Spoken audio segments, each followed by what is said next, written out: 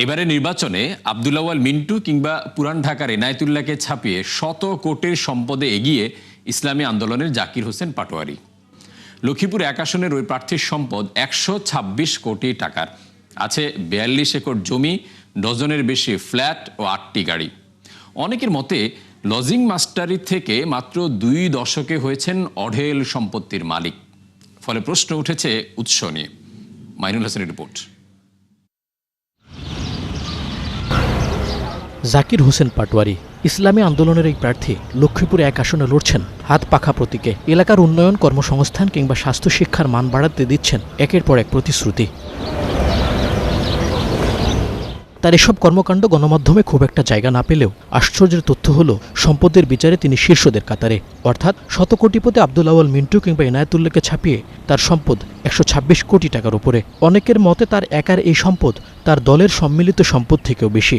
অথচ একসময় ছিলেন লজিং মাস্টার। আঙ্গুল ফুলে কলা গাছ বনে গেছেন মাত্র ২ দশকে। ৫০ বছর বয়সী এই ব্যবসায়ীর হলফনামা বলছে স্থাবর অস্থাবর মিলিয়ে সম্পদের পরিমাণ ১২৬ কোটি ৪৭ লাখ টাকা।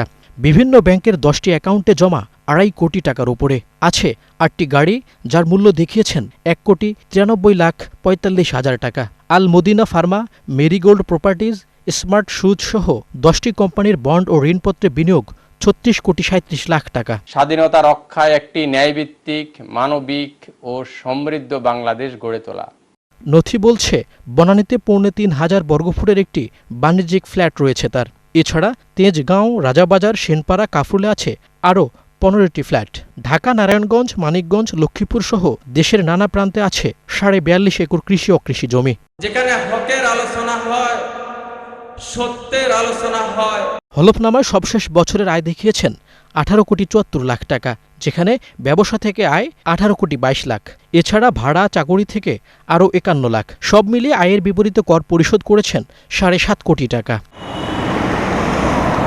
নথিতে ভরণ পোষণ, আবাসন, ব্যক্তিগত যানবাহন, শিক্ষা ও বিভিন্ন পরিষেবায় ব্যয় দেখিয়েছেন ২৯.৫ লাখ টাকা। আর এবারের নির্বাচনে তার ব্যয়ের লক্ষ্য ২৫ লাখ।